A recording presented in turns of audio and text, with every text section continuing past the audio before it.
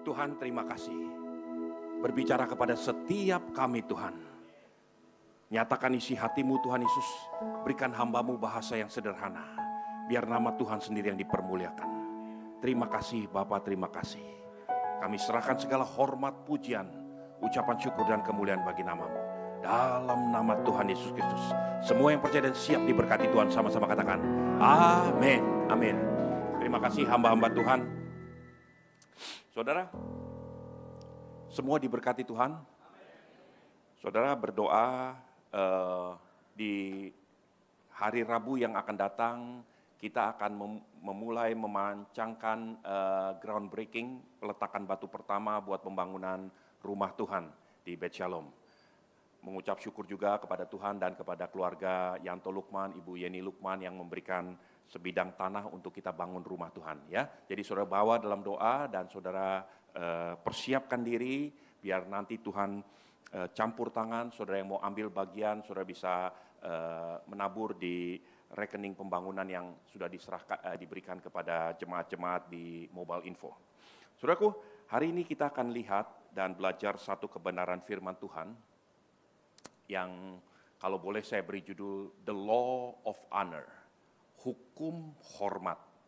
Nah, saudaraku, di dunia kita mengenal ada hukum-hukum, bukan hukum bangsa atau satu negara.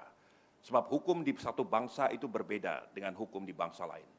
Nah, ada hukum-hukum yang berlaku universal, itu yang namanya hukum alam.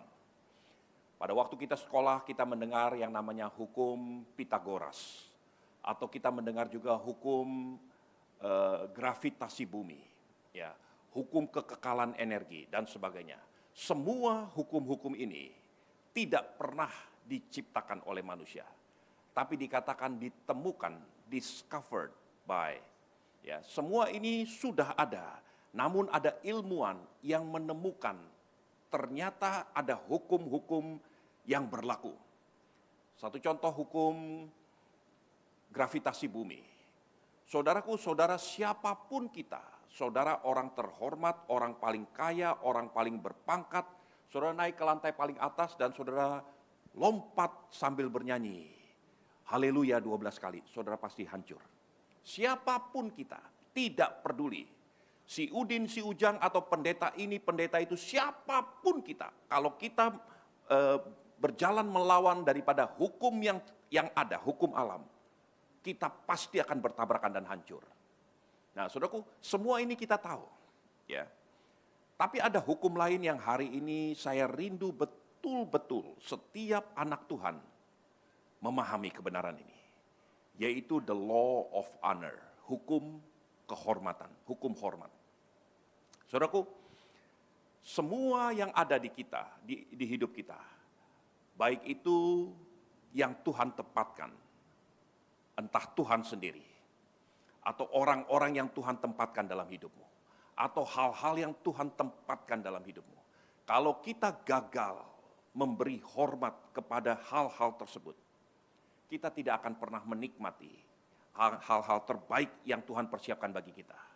Orang tuamu ada di tempat itu untuk dihormati. Kalau engkau gagal menghormati orang tuamu, berkat yang Tuhan persiapkan melalui orang tuamu tidak akan pernah sampai kepada saudara. Bahkan yang terjadi adalah orang tua beberapa sampai mengutuk anak-anaknya sendiri. Kita mendengar kisah tentang maling kundang di masa-masa dongeng-dongeng. Hal-hal seperti itu sebetulnya menjadi peringatan buat kita, buat semua. Saudara anak Tuhan bukan anak Tuhan sekalipun, hukum itu akan berlaku.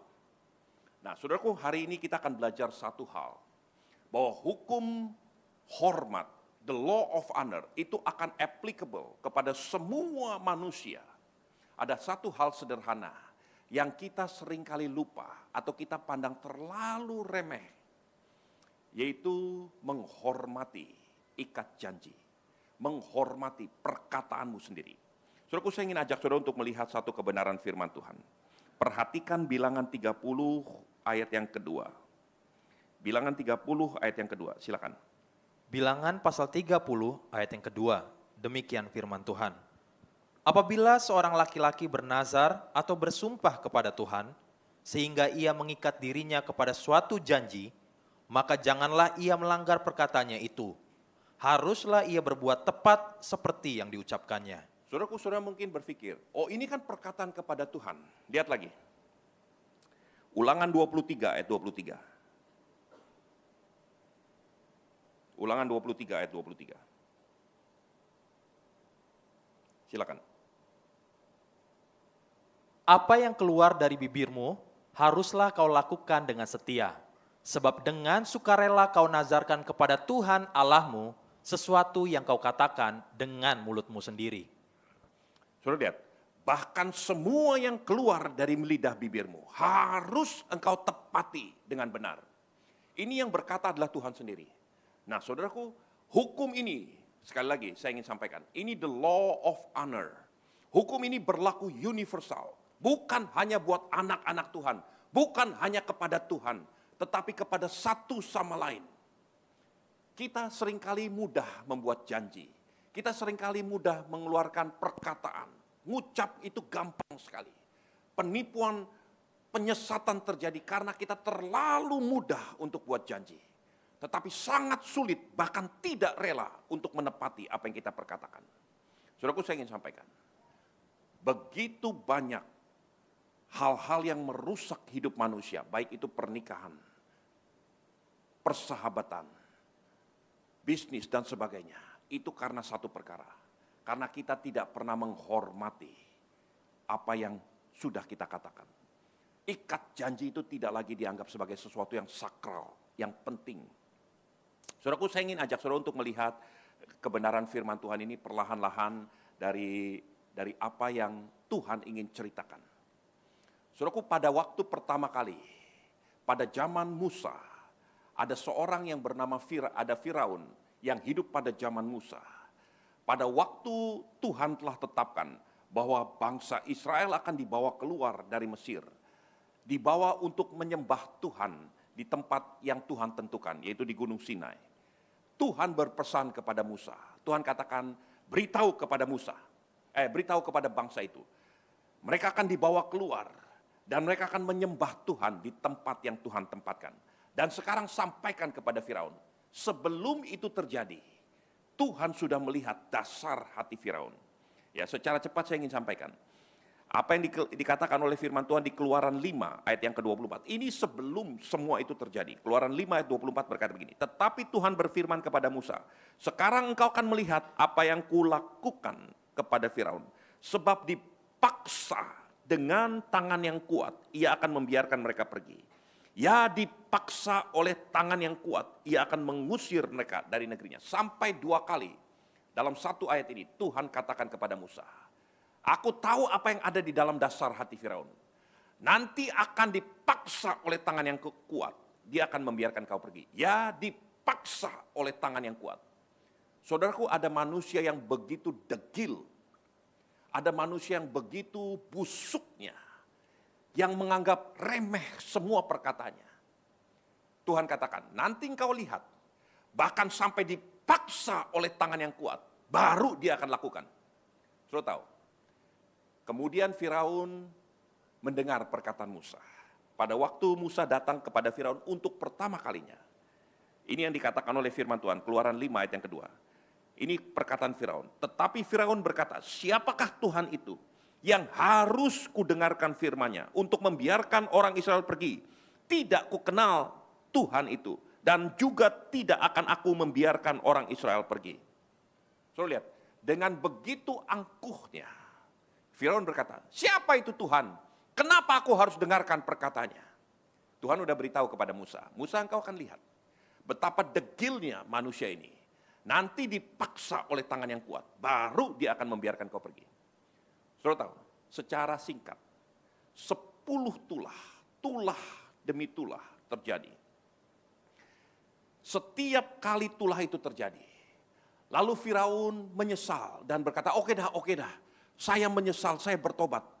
Kamu berdoa, minta tulah ini dicabut, nanti aku akan biarkan kau pergi.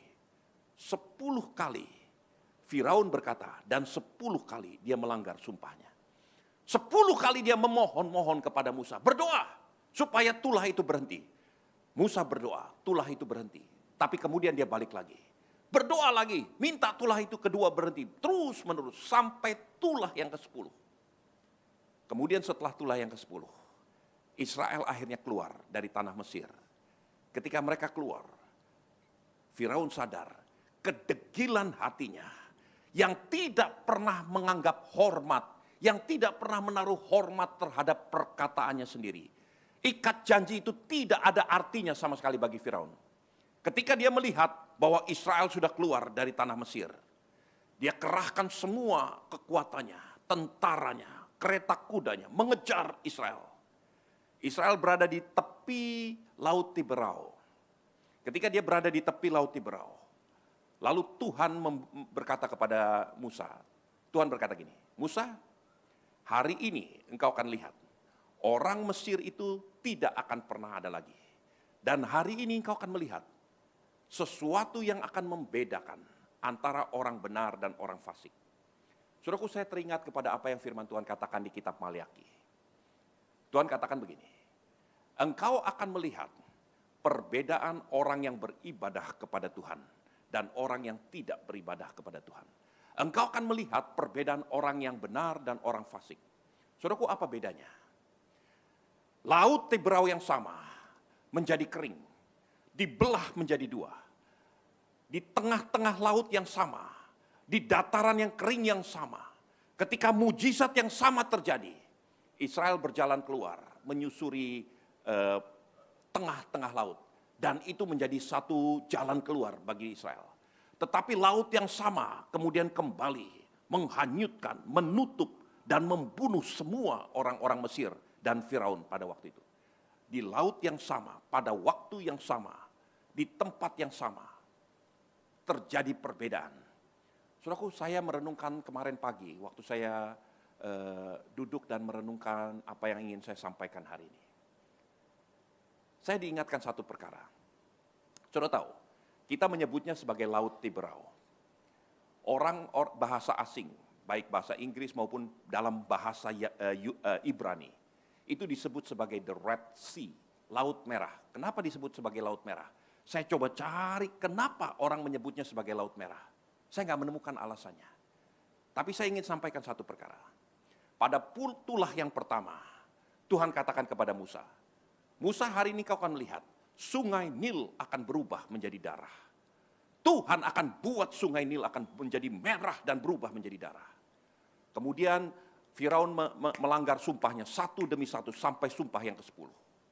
Pada sumpah yang ke-10, hari itu orang-orang menyebut laut itu sebagai Laut Merah, the Red Sea, dibanjiri oleh darah Firaun sendiri. Saudaraku, saya ingin sampaikan, kenapa sampai tulah yang ke-10? Tiba-tiba saya diingatkan apa yang kita bicarakan beberapa waktu yang lalu. Berapa kali Laban melanggar sumpahnya terhadap Yakub? 10 kali dalam 20 tahun. Laban merubah-rubah, membolak-balik sumpahnya, perkataannya, mengubah upah daripada Yakub. Saudaraku, satu ketika, saudara yang terbiasa mengucapkan janji, dan kemudian terbiasa mengucapkan pelanggaran, menjilat ludahmu sendiri. Satu kali, engkau akan bertemu dengan yang namanya tapal batas.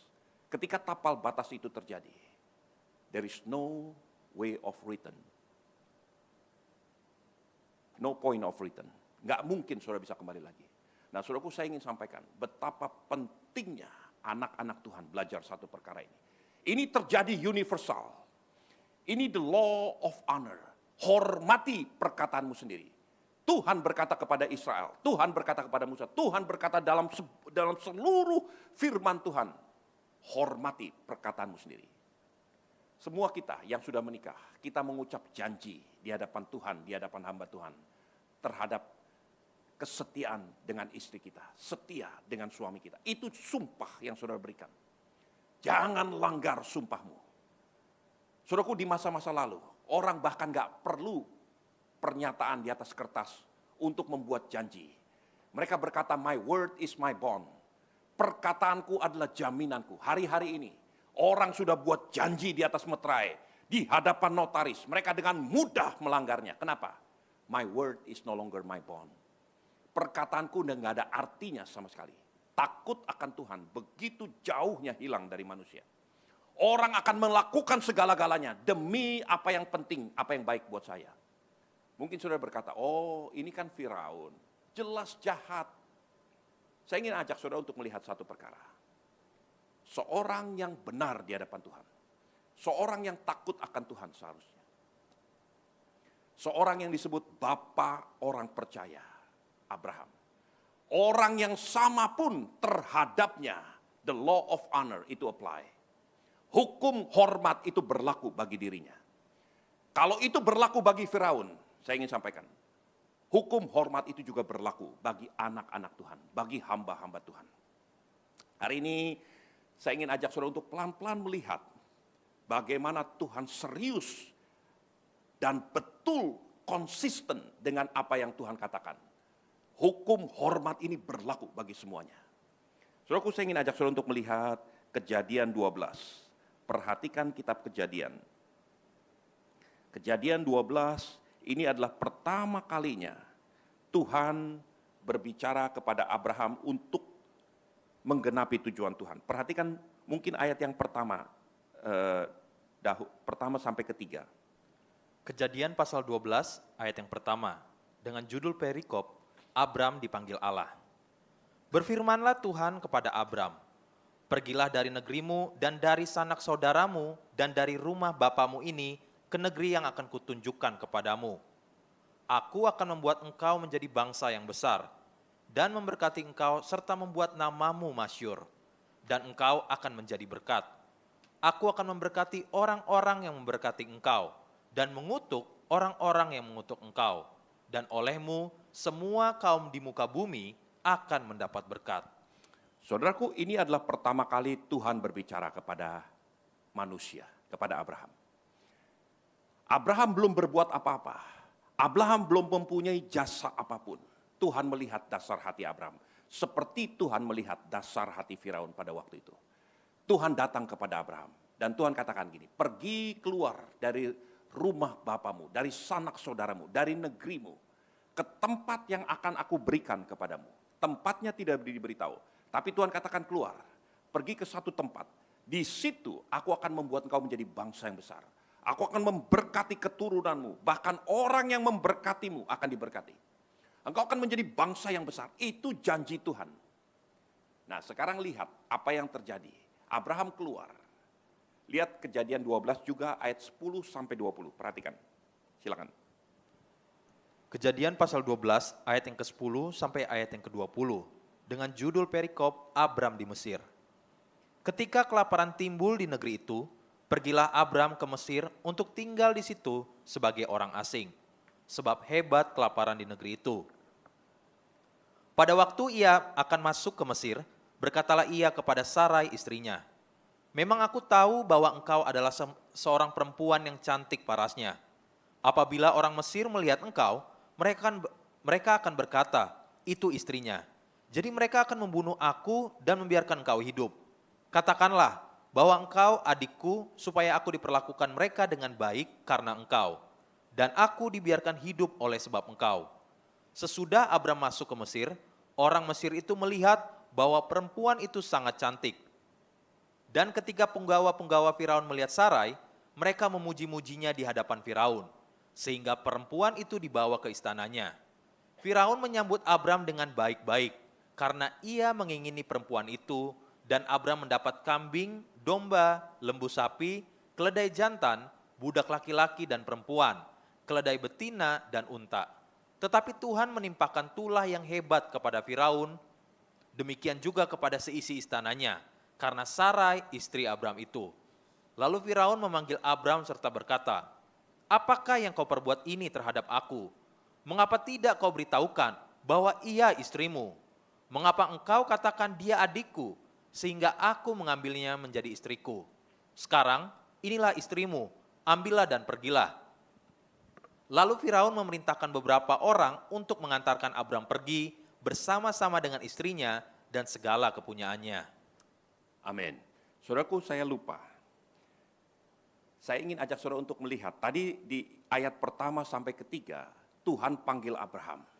Tuhan tidak beritahu di mana tempatnya. Tuhan akan berkati Abraham. Tuhan berjanji, aku akan buat engkau menjadi bangsa yang besar. Engkau akan diberkati luar biasa. Abraham berjalan, tidak tahu kemana dia harus berjalan. Saya ingin ajak saudara untuk memperhatikan ayat 6. Tadi harusnya saya mau ajak saudara untuk melihat ayat 6. Coba lihat. Abraham berjalan melalui negeri itu sampai ke satu tempat dekat Sikem, yakni pohon terbantin di More. Waktu itu orang Kanaan diam di negeri itu. Jadi Abraham sudah sampai di tanah Kanaan. Ketika itu Tuhan menampakkan diri kepada Abraham dan berfirman, Aku akan memberikan negeri ini kepada keturunanmu. Maka didirikannya di situ mezbah bagi Tuhan yang telah menampakkan diri kepadanya. Pada waktu Abraham berada di Sikem, di tanah Kanaan, yaitu tanah perjanjian, Tuhan langsung muncul. Tuhan menampakkan diri. Tuhan yang sama yang hadir kepada Abraham di ayat pertama, kedua, dan ketiga. Tuhan hadir kembali kepada Abraham di ayat yang ketujuh. Ketika Abraham sudah menginjakkan kaki di Sikem. Dan Tuhan berkata kepada Abraham, negeri ini tidak ada keraguan-raguan. Saya coba teliti dari beberapa terjemahan yang lain. Semuanya berkata persis. This land, tanah ini, negeri ini akan menjadi milikmu dan keturunanmu. Tidak ada lagi keraguan-raguan. Di mana Tuhan akan tempatkan. Tuhan akan fulfill, penuhi janjinya kepada Abraham. Itu yang Tuhan katakan. Apa yang Tuhan katakan di Kejadian 12 ayat 1, 2, dan 3. Tuhan penuhi di ayat yang ke-6 dan ke-7. Tuhan perjelas, ini tempatnya. Lihat, kemudian setelah itu terjadi, tanah itu disebut sebagai tanah perjanjian. The promised land. Lihat ayat yang ke-8. Kemudian ia pindah dari situ ke pegunungan di sebelah timur Betel. Ia memasang kemahnya dengan Betel di sebelah barat dan Ai di sebelah timur. Lalu ia mendirikan di situ mezbah bagi Tuhan dan memanggil nama Tuhan. Sesudah itu Abraham berangkat dan makin jauh ia berjalan ke tanah Negev. Saudaraku, Ur Kasdim itu ada di utara daripada sekarang Syria. Ya. Jadi kalau saudara berangkat ke utara daripada Damaskus atau Damsik, itu saudara akan melihat tanah Ur Kasdim. Itu tempat di mana Abraham berasal. Dari Ur Kasdim dia turun ke Damsik, turun sampai ke tanah Kanaan. Ketika dia berada di Sikem, di tanah Kanaan, Tuhan berkata, ini negerinya, ini tempatnya. Setelah mendengar itu, Abraham turun lagi, sampai ke tanah Negev. Dan kemudian di ayat yang ke-10 dan seterusnya, Abraham bahkan turun lebih selatan dari tanah Negev. Dia sampai ke Mesir. Nah, saudaraku, saya ingin ajak saudara untuk memperhatikan urut-urutan ini. Tuhan panggil Abraham keluar dari tanah Ur Kasdim. Abraham berjalan keluar dari Ur Kasdim sampai di tanah perjanjian, the promised land. Di situ Tuhan katakan, ini tempatnya, ini negerinya, ini yang aku janjikan. Aku ikat janji dengan kau di tempat ini. Tetapi ketika Abraham mendengar itu, dia bangun mezbah. Tapi kemudian Abraham tiba-tiba melangkahkan kakinya, turun lagi ke selatan. Sampai ke tanah Negev, makin jauh, makin mendekat kepada Mesir. Dan kemudian apa yang terjadi di Mesir yang kita baca tadi, dari ayat 10 sampai ayat yang ke-20. Disitulah mulai terjadi malapetaka. Saudaraku, saya ingin pelan-pelan ajak saudara untuk melihat dan memahami ini. Begitu banyak kita, saudaraku, ini bukan Firaun. Ini bukan orang yang tidak kenal Tuhan. Ini bapak orang percaya. Sekalipun dia bapak orang percaya, sekalipun dia anak Tuhan, sekalipun Tuhan sudah mengikat janji dengan dia. Kalau dia melanggar ikat janji ini, kalau dia keluar dari perjanjian yang Tuhan ikatkan ini, dia membawa diri kepada malapetaka. Sudah tahu apa yang terjadi? Di ayat yang ke-10 sampai seterusnya, yang baru saja kita baca. Abraham masuk ke dalam tanah Mesir. Di situ dia menjadi ketakutan. Dia melihat betapa powerfulnya Raja Mesir, Firaun di situ. Dan Abraham melihat istrinya itu cantik. Abraham berkata begini, ayat 11.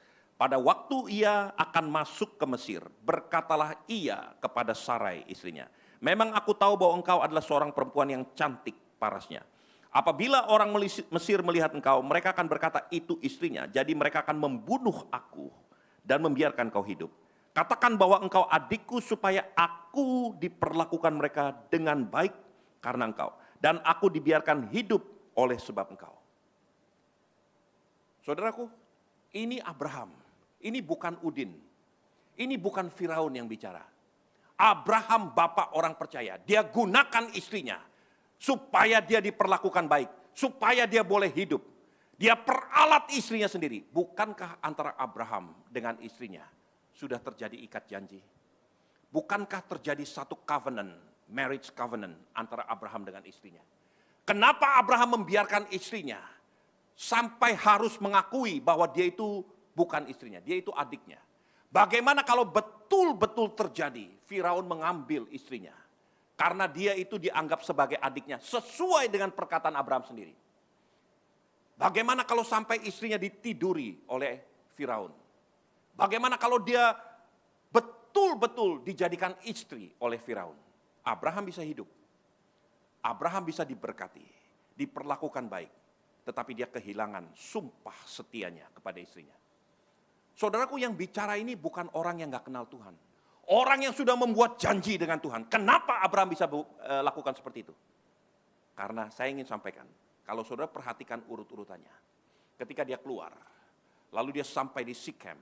Ketika dia sampai di Sikem, di tempat yang Tuhan sudah membuat janji. Dan Tuhan katakan, ini tempatnya. Di sini, seperti yang aku janjikan, engkau akan diberkati. Engkau akan beranak cucu. Keturunanmu akan diberkati. Semua yang aku janjikan waktu engkau masih ada di Ur Kasdim. Ini tempatnya. Tetapi kemudian, entah kenapa, saya juga bertanya-tanya, berpikir, entah kenapa Abraham justru keluar, meninggalkan Sikem. Makin ke selatan menuju ke tanah Negev. Lebih jauh lagi, perhatikan ayat yang ke-9. Sesudah itu Abraham berangkat dan makin jauh ia berjalan ke tanah Negev. Dia makin jauh terus ke selatan ke tanah Negev.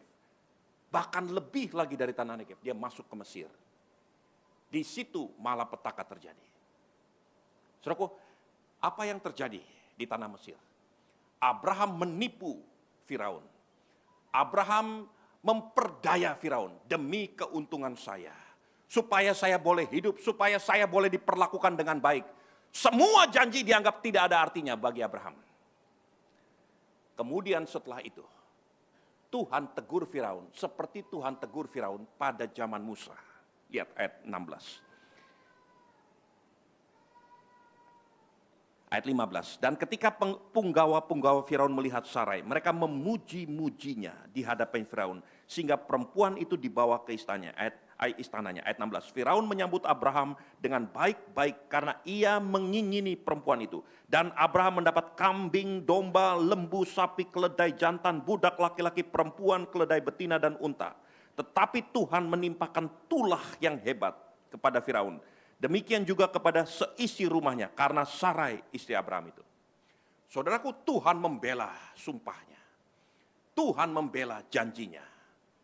Pada kali ini, yang ditegur Tuhan, yang disentil Tuhan, yang ditekan oleh Tuhan adalah Firaun.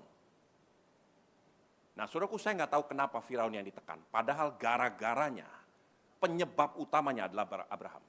Firaun ditekan sedemikian rupa. Akhirnya Firaun sadar, Abraham bahkan gak sadar. Firaun sadar, ini pasti dari Tuhan. Begitu dia sadar, dia datang, dia tegur Abraham. Apa yang kamu perbuat? Kenapa kamu melakukan semua ini? Aku ditegur Tuhan, aku kena tulah dari Tuhan. Kenapa aku kena tulah? Kenapa aku kena kutuk dari Tuhan? Karena aku melanggar sumpah yang kau buat dengan Tuhan. Aku mengupayakan untuk merebut istrimu yang sudah terikat sumpah antara engkau dan istrimu di hadapan Tuhan. Karena ulahmu sendiri, karena perbuatanmu sendiri, aku kena tulah. Saudaraku, saya ingin sampaikan, Tuhan bukan membela Abraham. Tuhan membela sumpahnya. Tuhan membela janjinya. The law of honor will apply to everyone. Hukum hormat itu akan berlaku untuk semuanya. Saudara takut Tuhan, tidak takut Tuhan. Saudara kenal Tuhan, tidak kenal Tuhan. Sama seperti hukum gravitasi bumi.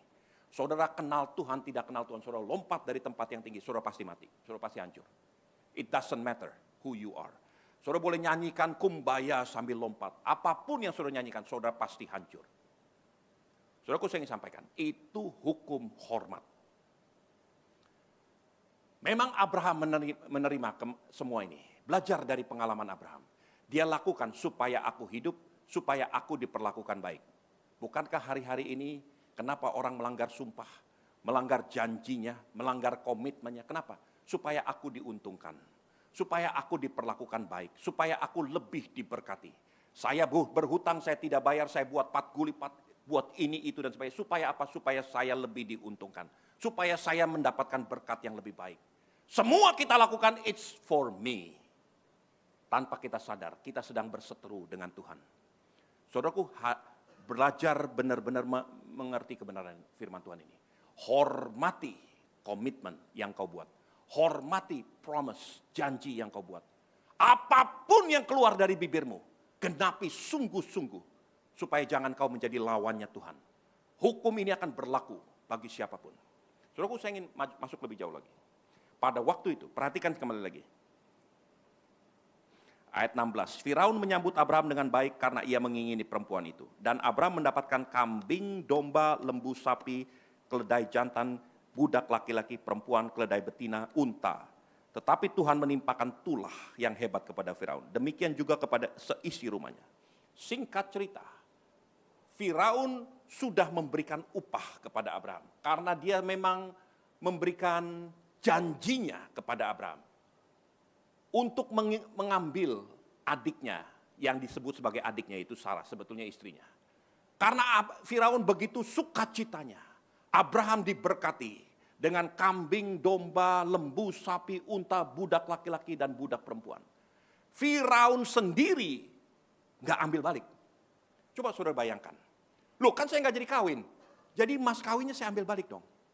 Tidak pernah disebutkan Firaun merampas balik apa yang sudah diberikan kepada Abraham. Diberikan itu. Ditelan, diterima oleh Abraham. Padahal kebaikan itu adalah hasil tipu daya Abraham. Dibawa pulang. Kambing, domba, lembu, sapi, unta, budak laki-laki, budak perempuan. Lama terjadi.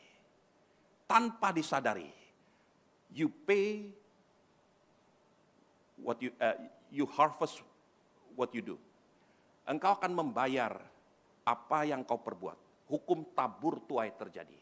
Salah satu daripada berkat yang diberikan Firaun dari Mesir kepada Abraham, yaitu budak laki-laki, budak perempuan. Salah satu budak perempuan itu, siapa namanya? Hagar. Hagar menjadi batu sandungan untuk keturunan Abraham sampai hari ini. Kenapa bisa terjadi seperti itu? Apa yang kau makan dari hasil curian, apa yang kau makan dari hasil tipu daya, dari hasil pemberontakan terhadap komitmenmu.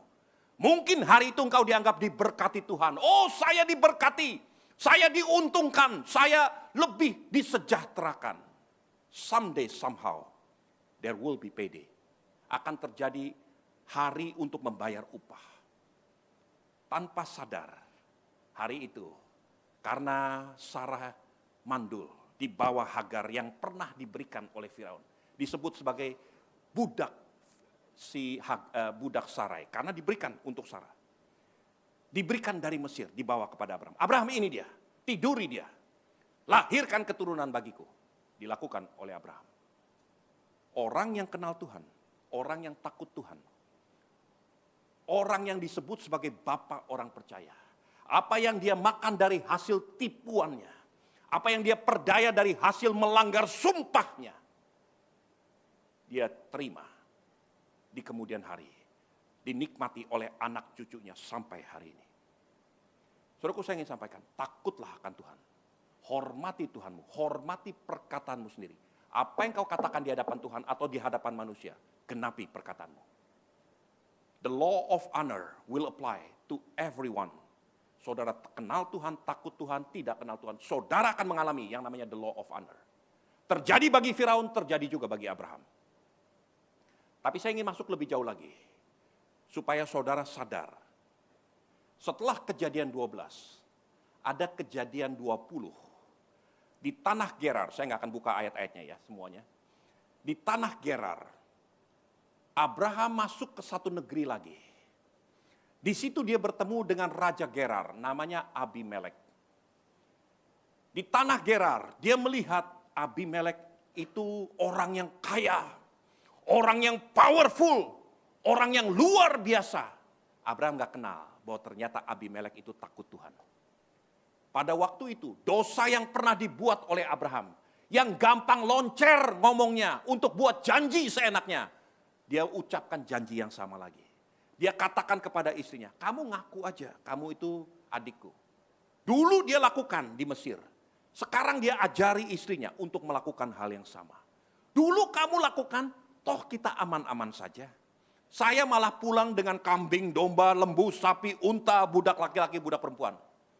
Jangan-jangan di tanah Gerar, saya pulang menjadi konglomerat terkaya di bangsa ini. Karena kamu, saya akan manfaatkan istri saya yang cantik. Tidak ada artinya buat Abraham komitmen, sumpah setia di hadapan Tuhan yang telah dia ikat dengan istrinya Sarah. Istrinya manut aja, disuruh oleh Abraham, dia ngaku aja. Tapi hari itu, saudaraku, ya mungkin sebentar kita lihat Kejadian 20.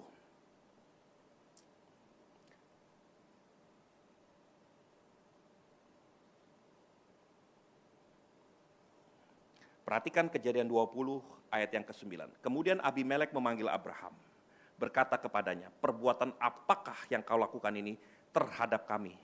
Dan kesalahan apakah yang kau lakukan kulakukan terhadap engkau, sehingga engkau mendatangkan dosa besar atas diriku dan kerajaanku. Engkau telah berbuat hal-hal yang tidak patut kepadaku. Saudara lihat, Abimelek melihat keuntungan untuk mengawini perempuan cantik yang tadinya disebut sebagai adik Abraham. Itu sebagai dosa besar. Dan itu aib besar yang akan menimpa aku. Sampai begitu marahnya, begitu kecewanya Abimelek. Dia katakan, apa yang kau lakukan? Aku salah apa kepadamu? Sampai kau mendatangkan dosa besar bagiku. Saudaraku, saya ingin sampaikan. Lihat ke depan, saudara perhatikan. Kapan terakhir kali saudara berkata di hadapan Tuhan dan di hadapan manusia, keuntungan dibandingkan akibat dosa besar itu jauh lebih menakutkan dosa besar itu? Apa saudara begitu silaunya dengan keuntungan, begitu silaunya dengan hal-hal yang luar biasa, sampai kau lupa bahwa satu kali dosa besar itu akan menimpa dirimu, menimpa keluargamu. Abimelek bisa berkata kepada Abraham, apa yang kau lakukan terhadap aku? Aku salah apa kepadamu sampai kau mendatangkan dosa besar bagiku? Saya lihat luar biasa ini Abimelek. Mundur sedikit, beberapa ayat. Lihat ayat 3. Pada waktu malam Allah datang kepada Abimelek dalam suatu mimpi serta berfirman kepadanya, engkau harus mati oleh karena perempuan yang telah kau ambil itu, sebab ia sudah bersuami. Adapun Abimelek belum menghampiri Sarah, berkatalah ia, Tuhan, apakah engkau membunuh bangsa yang tidak bersalah? Bukankah orang itu sendiri mengatakan kepadaku, dia saudaraku, dan perempuan itu sendiri mengatakan, ia saudaraku. Jadi hal ini kulakukan dengan hati yang tulus dan tangan yang suci. Lalu berfirmanlah Allah kepadanya dalam mimpi, aku juga tahu bahwa engkau telah melakukan hal itu dengan hati yang tulus. Maka aku telah mencegah engkau untuk berbuat dosa terhadap aku. Sebab itu aku tidak membiarkan engkau menjamah dia. Saudaraku, pada hari itu, untuk kali yang kedua, Allah bahkan gak menganggap penting untuk bicara sama Abraham. Allah bicara sama Abimelek. Kalau hari itu terjadi malapetaka, hari itu terjadi tulah, yang akan kena tulah Abraham. Tapi Tuhan selamatkan Abimelek. Kenapa Tuhan selamatkan Abimelek? Karena Tuhan melihat ketulusan hatinya, kemurnian tangannya. Tuhan katakan, justru karena aku tahu engkau melakukan dengan hati yang tulus, aku cegah engkau untuk berbuat dosa. Sama sekali Allah tidak bicara dengan Abraham. Saudaraku, saya ingin sampaikan, ini Bapak orang percaya yang kita lulukan, yang kita belajar. Orang Yahudi, orang Islam, orang Kristen, kita menganggap ini Bapa leluhur kita. Tapi hari itu Tuhan membedakan. Gak peduli saudara kenal Tuhan atau tidak kenal Tuhan. Saudara takut Tuhan atau tidak takut Tuhan. Saudara beribadah atau tidak beribadah. Hari itu Tuhan tunjukkan the law of honor. Hukum ini berlaku universal. Kalau engkau tidak menghormati perkataanmu sendiri, Tuhan tidak anggap. Pada kali yang pertama, Tuhan masih tegur, datangkan tulah atas Firaun. Tapi pada kali yang kedua, Tuhan selamatkan dahulu Abimelek. Dan kalau sampai Abimelek bisa diselamatkan, Abraham jalan terus, tulah itu akan turun, menimpa Abraham, bukan menimpa Abimelek. Saudaraku, saya ingin sampaikan, hamba-hamba Tuhan, anak-anak Tuhan di tempat ini, dengarkan perkataan ini. Hormati perkataanmu. Hormati janji yang keluar dari lidah bibirmu. Apapun itu, perkara sederhana. Jangan anggap remeh. Broken promise akan menuntun kepada another broken promises. Di Amerika kalau ada rumah yang jendelanya pecah dan selama 2-3 bulan tidak diperbaiki, premium asuransinya akan menjadi berkali-kali lipat. Kenapa? Karena ada satu filosofi yang berkata gini, broken window will lead to another broken window. Jendela yang pecah, jendela yang rusak akan menuntun kepada jendela-jendela lain yang akan rusak. Orang tua saya dahulu punya rumah di Kebayoran. Karena sudah lama kosong. Satu kali kita datang, kita lihat ada jendela yang retak dan pecah. Ya udahlah, emang gak ada yang tinggal, gak ada barang-barang berharga, kita biarkan. 2-3 bulan setelah itu kita balik lagi. Semua jendela pecah, bahkan pagar besinya digotong orang. Kenapa seperti itu? Broken window will lead to another broken windows. Jendela yang pecah akan membuat semua jendela-jendela itu pecah. Broken promises will lead to another broken promises. Kalau saudara belajar membiasakan dirimu untuk merubah-rubah janjimu, untuk memperdaya orang lain dengan perkataan bibirmu, satu kali, bahkan hidupmu sendiri pun gak ada artinya. Saudaraku, 2 perkara ini kita belajar dari Abraham. Keuntungan yang kita dapatkan dari janji yang kita langgar, itu seringkali kelihatannya baik pada waktu ini. Tapi di kemudian hari, itu menjadi aib besar, bahkan bagi anak cucunya. Abraham tidak sadar bahwa salah satu hamba yang diberikan Firaun adalah jerat bagi hidupnya dan bagi keluarganya di kemudian hari. Abraham yang sama, yang sudah terbebas dari pelanggaran janjinya, mengulangi yang kedua kalinya. Baru pada waktu itu Tuhan tunjukkan sesuatu. Bahwa takut akan Tuhan ada pada Abimelek. Dan itulah pertama kalinya the fear of God. Takut akan Tuhan disebut di dalam Alkitab. Baru Abraham sadar, aku harus belajar takut akan Tuhan. Belajar memegang sumpah sekalipun rugi. Saudaraku, hari ini saya ingin sampaikan dengan sangat sederhana. Hormati perkataanmu. Mari hamba-hamba Tuhan maju ke depan. Hormati janji yang kau berikan. Sesederhana apapun, di hadapan Tuhan, di hadapan manusia, kepada istrimu, kepada anak-anakmu, kepada sesamamu. My word is my bond. Saya rindu semua kita, jemaat di tempat ini, menjadi orang-orang yang bisa dipercaya, bisa dipegang perkataannya. Haleluya. Buka hatimu, semua mata tertutup di hadapan Tuhan. Janjimu seperti fajar pagi hari yang tiada pernah terlambat bersinar. Cintamu seperti sungai yang mengalir, dan ku tahu betapa dalam kasih-Mu. Saudara, saya ingin berdoa buat saudara yang sadar, sebelum engkau mengulangi another broken promises, hormati perkataanmu sendiri seperti engkau menghormati Tuhan. Di masa lalu mungkin saya pernah berbohong, mungkin saya pernah menyesatkan dengan ucapan bibir saya. Hari ini saya ingin sampaikan di hadapan Tuhan, kalau engkau mau hidup benar di hadapan Tuhan, kalau engkau mau hidup takut akan Tuhan, hormati perkataanmu sendiri. Semua mata tertutup. Kalau hari ini saudara mau mengambil komitmen, Tuhan mulai hari ini, aku akan kuburkan semua kebohongan, semua broken promises. Mulai hari ini, my word will be my bond. Perkataanku akan menjadi jaminanku. Kalau aku berkata A, aku akan katakan A. Kalau aku B, aku akan katakan B. Tidak ada yang lain. Kalau itu keputusanmu, angkat tanganmu di hadapan Tuhan. Sekarang dengan imanmu sendiri, letakkan tanganmu di dadamu. Katakan kepada Allah, janjimu seperti fajar pagi hari yang tiada pernah berambang bersinar. Haleluya.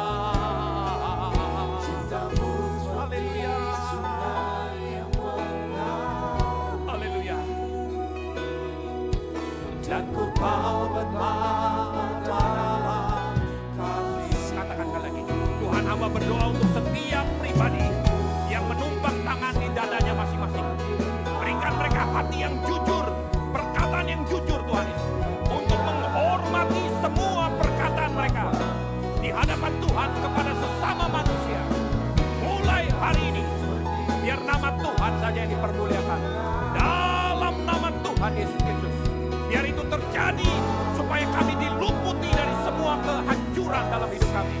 Dalam nama Tuhan Yesus.